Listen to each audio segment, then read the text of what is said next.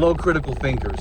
This video, to be honest with you, is inspired by conservative felon, aka Fish. Recently, he did a video speaking about how correction officers are not all honest, trustworthy, and he listed all of the names of correctional officers who have done horrible things. He did this to combat the narrative that people say all correctional officers are good. There are people who are standing by correctional officers.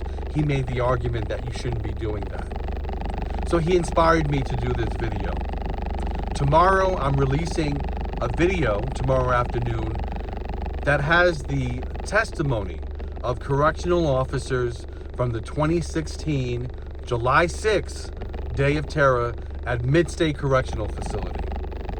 Now, fast forward to December 2024, just a few months ago, a civil court determined that the officers who did the raid on July 6, 2016 had used excessive force.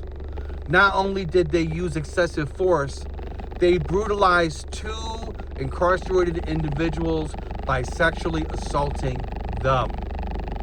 I'm not going to say what they did, but you can use your imagination in terms of an instrument and somebody's backside, okay?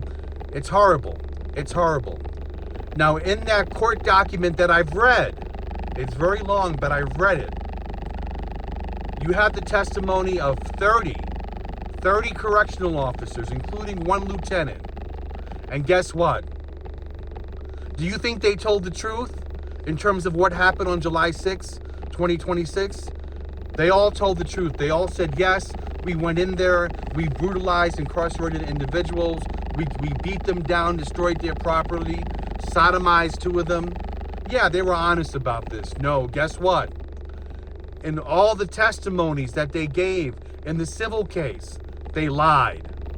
Each and every one of them said they did not witness excessive abuse or they did not abuse anyone.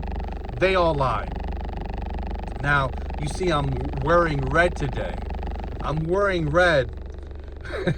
I'm wearing red because of the whole bad apples argument. It's not just a bunch of bad apples in the correctional system.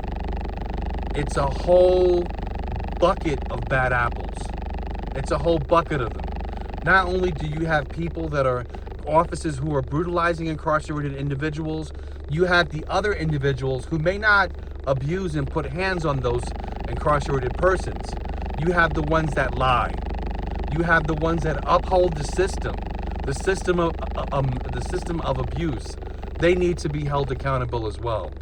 Now, for those of you that say correctional officers is just a couple of bad apples, go back to 2016. Go back to the Mid-State Day of Terror, in which 30 incarcerated individuals were beaten, were brutalized, were sexually assaulted, had their property destroyed, and they were refused medical care.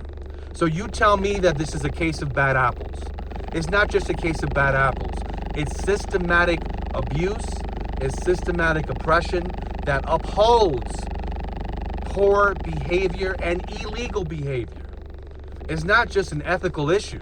It's an issue of crime. Illegal acts are occurring every single day in these correctional facilities, and correctional officers are lying about it. Do you think they're telling the truth? They're not. So for those of you who say it's just a bunch of bad apples, that's a load of horse manure. I have a bridge to sell you. I have a bridge to sell you. So give me your credit card information. I'll take it right now.